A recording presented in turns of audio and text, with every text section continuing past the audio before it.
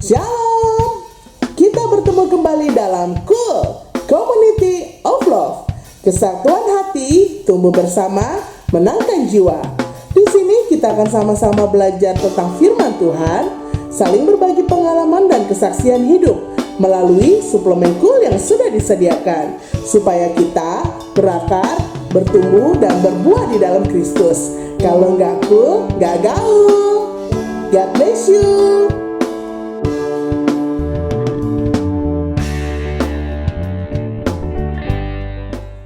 Salam jumpa kembali hari ini dengan pokok suplemen Cool kita dengan tema apakah engkau mengasihi aku? Ya, ayat firman Tuhannya di dalam Yohanes 21 ayat 15 sampai 19. Saya percaya saudara sudah mengetahui ya ayat firman Tuhan ini, di mana Tuhan Yesus bertanya kepada Petrus, Simon, Simon, anak Yohanes, apakah engkau mengasihi aku lebih daripada mereka ini? Dan Petrus menjawab, engkau tahu bahwa aku mengasihi engkau. Kata Yesus kepadanya, gembalakanlah domba-dombaku. Dan Yesus berkatanya kembali kepada Simon untuk kedua kalinya, Simon anak Yohanes, apakah engkau mengasihi aku? Dan jawab Petrus kepadanya, benar Tuhan, engkau tahu bahwa aku mengasihi engkau. Kata Yesus padanya, gembalakanlah domba-dombaku. Dan sampai 3 kali Tuhan Yesus bertanya dengan pertanyaan yang sama kepada Simon Petrus, yang pada akhirnya dikatakan, maka sedih hati Petrus karena Yesus berkata untuk ketiga kalinya, apakah engkau mengasihi aku? Dan ia berkata kepadanya, Tuhan, engkau tahu segala sesuatu, engkau tahu bahwa aku mengasihi engkau. Dan Yesus kembali menjawab dengan hal yang sama, gembalakanlah domba-dombaku.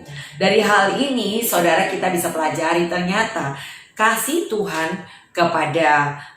kita kepada Tuhan mau ekspresikan dengan rasa cinta kita kepada sesama melalui bagaimana kita mengembalakan domba-domba yang Tuhan percayakan kepada kita.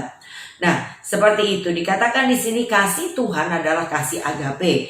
Kalau dari pertanyaan pertama dan kedua, Yesus bertanya, Simon, Simon, apakah kau mengasihi aku? Dan Simon menjawab dengan kasih filia, kasih persaudaraan karena satu hubungan. Tetapi di ketiga kalinya, di situ ketika dikatakan sedih hati Petrus karena Yesus berkata untuk ketiga kalinya, apakah kau mengasihi aku? Dan ia berkata kepadanya, Tuhan, kau tahu segala sesuatu, engkau tahu bahwa aku mengasihi engkau. Kata ketiga menunjukkan bahwa Petrus menyampaikan kasihnya dalam bentuk bukan lagi kasih filia tapi kasih agape, kasihnya Tuhan. Nah, di sini kita pelajari, saudara, ya Tuhan tidak mengubah Petrus menjadi man of God dalam waktu yang singkat. Tuhan tetap menggunakan proses yang bertahap untuk membuat Petrus dari nelayan ikan menjadi penjala manusia. Dari murid yang masih menyangkal gurunya menjadi murid yang mau menyerahkan nyawanya demi gurunya. Apa yang Tuhan inginkan terjadi pada Petrus juga terjadi kepada diri kita semua, saudara, ya. Jadi proses kita untuk menjadi orang yang seperti Tuhan mau, memiliki kasihnya Tuhan, yaitu kasih agape yang rela memberi nyawanya bahkan untuk sesamanya. Nah, itu perlu proses dan perlu waktu. Nah, jadi Tuhan itu sabar ya sama saudara dan saya, terus dia proses kita, bentuk kita. Ketika kita gagal, Tuhan ingatkan kembali kita sehingga kita diberi kekuatan bangkit kembali, dan Tuhan ajar kita kembali, latih kita kembali sampai kita memiliki kasihnya Tuhan, yaitu kasih agape, kasih yang cinta kepada Tuhan melalui cinta kepada sesama ya saudara. Jadi makanya kasih agape lah yang Tuhan mau ada pada kita, bukan hanya kasih filia. Kasih filia bisa dilakukan kepada sesama melalui orang-orang dunia pun bisa melakukannya, yaitu kasih filia kepada sesamanya yang berbuat baik kepadanya. Tapi kasih agape tidak semua orang bisa memiliki, hanya kasih Tuhan dengan Roh Kudus yang memampukan kita memiliki kasih yang seperti Tuhan mau. Nah, jadi ternyata bentuk kasih yang Tuhan mau ada pada kita melalui gembalakanlah domba-dombaku, artinya kasihi jiwa-jiwa, rangkul dan juga berdoa untuk setiap mereka. Nah, ini yang Tuhan mau. Siapakah yang Tuhan katakan gembalakanlah domba-dombaku? Apakah kita harus menjadi seorang gembala dengan status gembala di gereja lokal atau gembala kul? Ternyata bukan juga itu, saudara. Tetapi siapapun orang yang pernah saudara bawa datang kepada Tuhan, itu adalah domba yang Tuhan percayakan untuk saudara. Bukan hanya saudara monitor, doakan, dan terus bawa ia menjadi buah yang tetap buat saudara. Tetapi saudara harus terus melakukannya dalam ketekunan. Jadi Biarlah mereka menjadi orang-orang yang sungguh-sungguh sampai mempunyai hubungan kepada Tuhan dengan cintanya Tuhan, itu cinta agape. Nah, inilah yang Tuhan mau ada pada kita semua, yaitu menggembalakan domba-dombanya Tuhan sebagai ekspresi cinta kita kepada Tuhan. Bawa mereka sebagai buah yang tetap ada pada saudara saya, yaitu saudara telepon mereka ketika mereka tidak datang, doakan mereka ketika mereka sakit, dan bawa mereka terus bertekun di dalam Tuhan sampai mempunyai satu hubungan khusus dengan Tuhan. Artinya kalau Paulus katakan aku mempertunangkan engkau dengan Tuhan, nah seperti itu, sampai saudara punya tugas membuat setiap orang berjumpa dengan Tuhan secara pribadi, datang kepada Tuhan dengan ketulusan dan kemurnian. Berarti itu adalah tugas saudara. Gembalakanlah domba-dombaku, kata Tuhan. Nah, kita pelajari di sini, melalui proses yang diizinkan Tuhan, kita akan mengalami berbagai kejadian dalam hidup kita yang dapat mengubah hidup kita. Jadi sebetulnya proses dan pembentukan melalui hubungan komunitas dengan sesama saudara terdekat kita, itu adalah proses yang akan mengubahkan hidup saudara dan saya. Hidup kita bisa berubah ke arah yang Tuhan kehendaki, seperti apa yang terjadi dengan Petrus, murid yang pernah menyangkal Yesus, tapi bagaimana setelah itu dia sadar, dia bertobat, dan dia sungguh-sungguh ikut Tuhan. Berikutnya kita tahu Petrus makin diperlengkapi pakai Tuhan luar biasa. Bahkan bayangannya bisa menyembuhkan orang yang sakit. Nah saudara, kita lihat ada pertobatan itu ada 3 ya. Pertama, pertobatan seperti Petrus yang benar-benar bertobat dan mengambil satu sikap berubah, berbalik 180 derajat untuk fokus kepada Tuhan, melayani Tuhan sungguh-sungguh, bayar harganya, tidak kenal lelah, berjuang sungguh-sungguh. Dan kita tahu Tuhan makin pakai Petrus luar biasa. Tetapi ada respon kedua, responnya Yudas. Yudas sadar juga, Yudas tobat juga, tetapi bukan bertobat untuk berbalik 180 derajat seperti Petrus, tapi dia bunuh diri. Nah, ini adalah respon orang-orang yang sadar bahwa dirinya salah, tapi bukannya bertobat mengambil keputusan lebih mendekat kepada Tuhan, tapi malah mengundurkan diri dari pelayanan, mulai mengurangi jam-jam ibadah mereka, menjauh, melipir, dan akhirnya hilang saudara pandangan kita sebagai dalam komunitas rohani. Nah, ini saudara yang banyak kali orang mengambil keputusan demikian. Apa yang terjadi? Yudas binasa karena keputusannya. Begitu juga ketika kita menjauh kepada Tuhan, yang ada iblis akan ambil kesempatan, dan dia datang bukan hanya mencuri, tapi dia membunuh dan membinasakan. Dia tidak akan pernah tinggal diam sebelum menguasai hidup kita manusia sepenuhnya. Jadi oleh karena itu jangan buka celah ya saudara. Dan respon ketiga, respon orang bebal. Roma 2 ayat 5 dikatakan, karena kekerasan hatimu yang tidak mau bertobat, maka engkau menimbun murka atas dirimu sendiri yang akan dinyatakan pada hari penghakiman. Datang terus ke gereja, dengar firman Tuhan tapi gak tobat-tobat. Ya, datang rajin tapi nggak tobat-tobat. Ini respon orang bebal, ujungnya juga binasa. Jadi kembali kita belajar dari responnya Petrus yang punya respon pertobatan yang luar biasa. Nah, inilah proses saudara. Melalui proses yang diizinkan Tuhan membentuk Petrus menjadi seorang penjala manusia dari seorang penjala ikan. Dan juga begitu juga buat saudara saya. Proses kehidupan kita membentuk kita dari kehidupan dunia menjadi kehidupan rohani.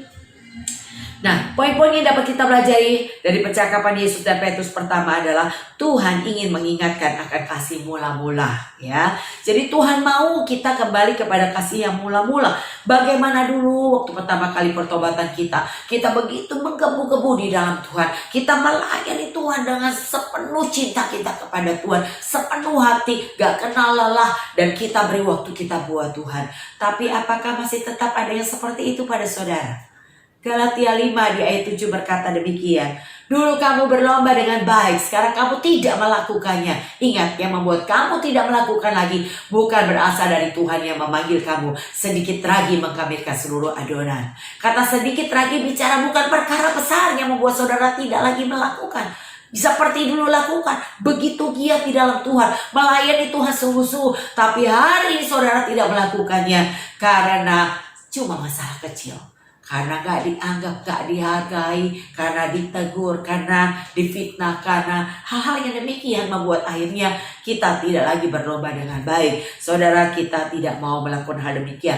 Mari Tuhan bilang betapa dalamnya engkau telah jatuh, yaitu bagi orang yang kehilangan kasih yang mula-mula. Kasih yang mula-mula adalah kasih yang membara, ada di hati setiap kita waktu kita masuk dalam panggilan pertama kalinya Tuhan.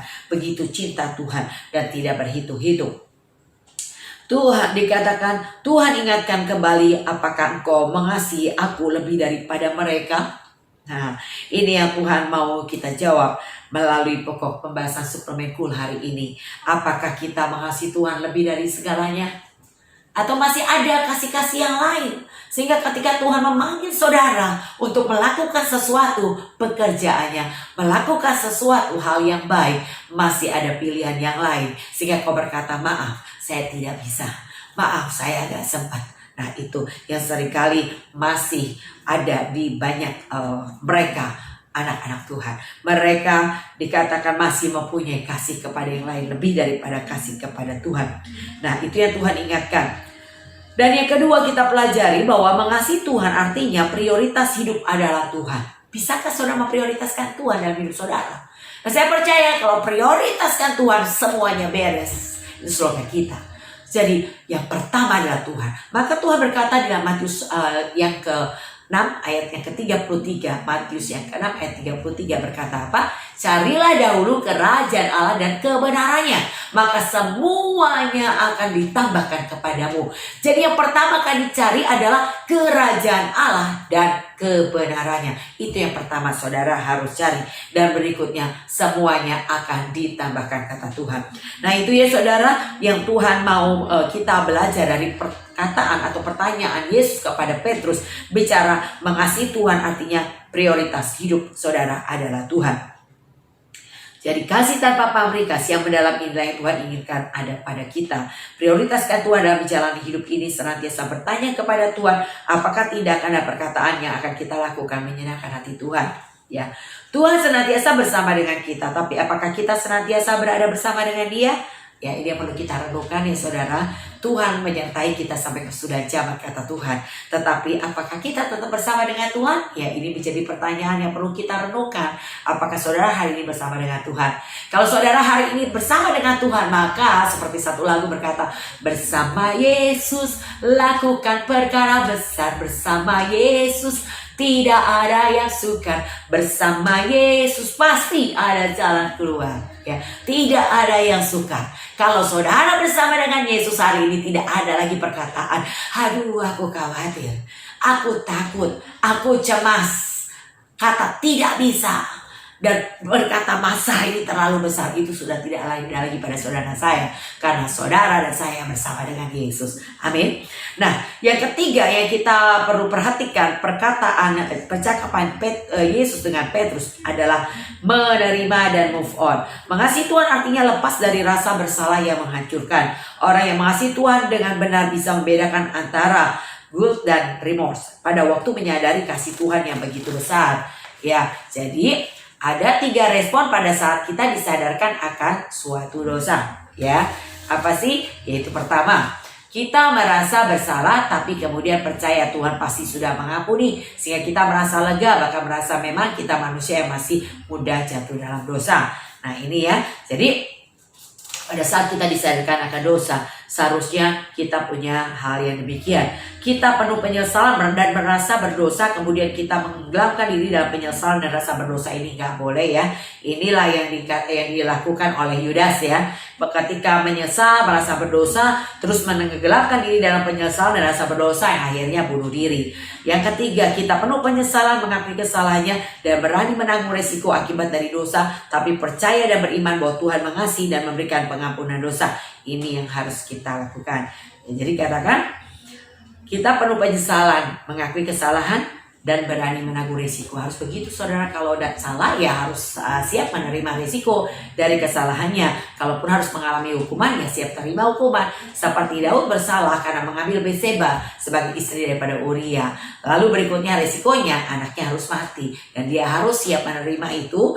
Dan berikutnya dikatakan ketika Daud berani menerima risiko dari kesalahannya, berikutnya Tuhan katakan dia adalah orang yang berkenan kepada Tuhan. Nah, ini harus ada pada kita, saudara. Jadi ada 3 respon saat kita disadarkan. Pertama, merasa bersalah. Kemudian percaya Tuhan pasti sudah mengampuni sehingga kita merasa lega, bahkan merasa memang kita manusia masih muda jatuh dalam dosa, tapi tidak boleh hanya berhenti di situ. Ya, ini adalah respon yang saya bilang orang bebal tadi, ya. Merasa bersalah, Tuhan pasti ngampunin, dan merasa lega. Dan dikatakan merasa memang kita manusia muda dalam jatuh dalam dosa. Nah, kata ini artinya bukan orang ini berubah, berbalik dan bertobat. Sadar, tapi ya datang lagi ibadah, jatuh lagi. Percaya lagi Tuhan ngampunin. Sadar lagi bahwa saya orang yang jatuh dalam dosa. Ya, artinya memaklumi dengan diri sendiri. Salah, saudara. Ini yang namanya orang bebal. Dengar terus firman, tobat sih, tapi gak pernah mau berubah, ya. Jadi ingat, ya, respon ini hendaklah saudara seperti Petrus responnya ketika ditegur, sadar, bertobat dan berbalik. Artinya sungguh-sungguh melayani Tuhan. Kasih Tuhan tidak membuat kita seperti Petrus melupakan dosa begitu saja, tapi kasih Tuhan membuat kita tidak lagi dikuasai oleh penyesalan karena diikat oleh rasa bersalah. Tuhan mengubah penyesalan akan dosa menjadi perubahan hidup yang menatap dan hanya tertuju kepada Tuhan. Sudahkah kita berubah? Inilah yang perlu kita renungkan, ya saudara. Kasih apa yang kita miliki untuk Tuhan saat ini? Saya rindukan saudara saya, kita belajar punya kasih agape, kasihnya Tuhan, kasih yang benar-benar cinta Tuhan. Kalau saudara mencintai Tuhan, melayani Tuhan, tidak akan pernah mundur karena apapun. Ada banyak orang meninggalkan pelayanan. Kenapa? Karena kecewa dengan manusia. Apa hubungannya kalau dipikir, ya saudara, ya? Kenapa kita tidak lagi mau melayani Tuhan? Karena kecewa dengan manusia. Bukan Tuhan yang mengecewakan kita, tapi kita malah mundur dan tidak lagi melayani Tuhan. Ini salah fatal. Jadi yang harus kita lakukan adalah, kalau saudara mengasihi Tuhan, melayani Tuhan dengan cinta, mau diapain aja, tidak akan saudara berhenti untuk melayani Tuhan. Saudara akan tetap melayani, beri yang terbaik buat Tuhan, dan terus melakukan dalam ketekunan sampai di garis finish. Saya percaya ketika saudara melakukannya, maka semuanya akan ditambahkan kepadamu. Bukan saudara cari tambahannya dulu, baru cari Tuhannya. Salah. Ya, lanjutkan apa itu yang sudah percayakan hari ini, selesaikan sampai garis finish, dan percayalah ini tahunnya yang Tuhan katakan engkau akan naik dan tidak turun, menjadi kepala tidak menjadi ekor, dan dikatakan engkau akan menjadi serupa dengan Kristus. Nah, ini yang Tuhan mau ada pada kita. Renungkan dan telusuri perjalanan hidupmu, temukan satu simpul peristiwa di mana Anda memberikan keputusan yang mempengaruhi hidupmu kemudian. Saya punya kesaksian tentang hal ini, saudara. Saya bersyukur dengan keputusan yang dimana Tuhan memampukan saya untuk melakukannya, untuk saya meninggalkan dunia sekuler dan pekerjaan saya dengan jabatan saya, dengan penghasilan yang dipercayakan buat saya pada saat itu, untuk saya melayani Tuhan. Ketika satu hari Tuhan memanggil saya, Lydia, mari bekerja di adaku dan pergi beritakan Injil. Saya respon, kata dia, Tuhan, saya mau. Lalu berikutnya diteguhkan dengan beberapa kali peneguhan sampai saya tidak tahan untuk mengambil keputusan untuk meninggalkan pekerjaan saya. Dan saya berkata kepada bos saya sudah menemukan Yesus, dia Allah hidup, dia ubah hidup saya. Tidak ada yang saya berikan kecuali satu, memberikan hidup saya buat Tuhan. Saya bilang saya mengundurkan dia pekerjaan saya. Dan bos saya berkata seperti apa itu tahukah sebelumnya buat saya, bos, sampai akhir tahun 98 aku akan berjaya di perusahaanmu, tapi awal 99 aku memanggil kau dan pergi beritakan Injil.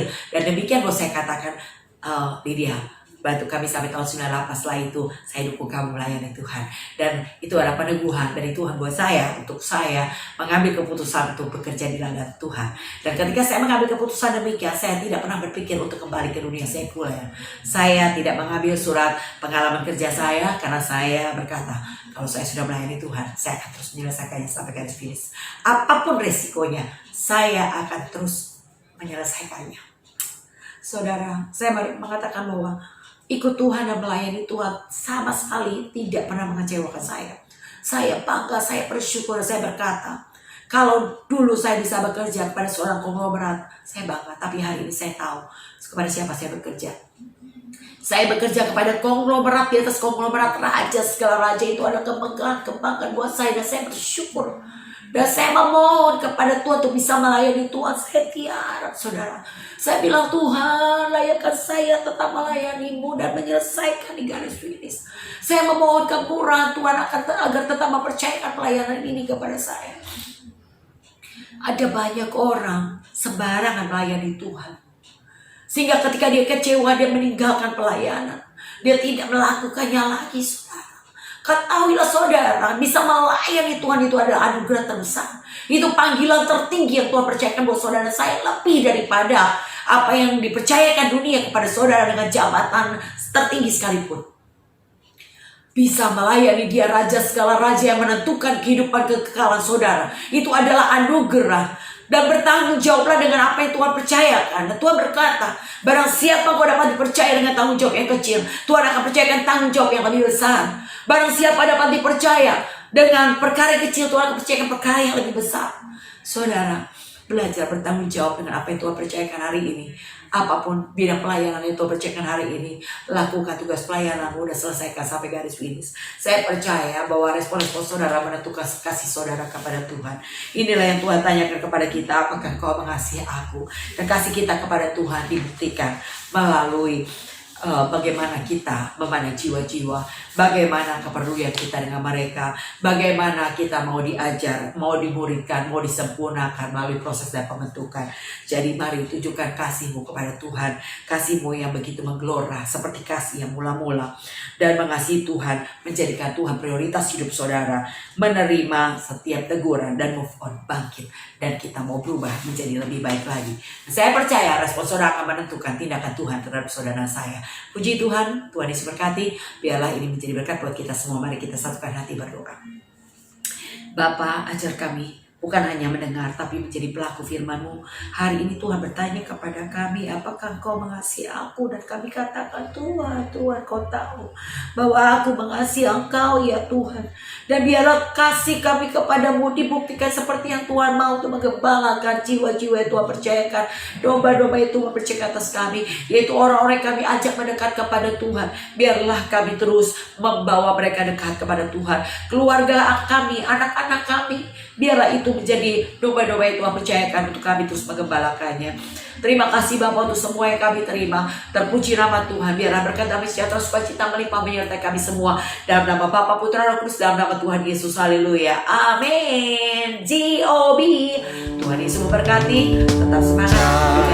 Carilah Tuhan, maka kamu hidup dalam berkat-Nya. Dia pulihkanku dan sembuhkan sakitku.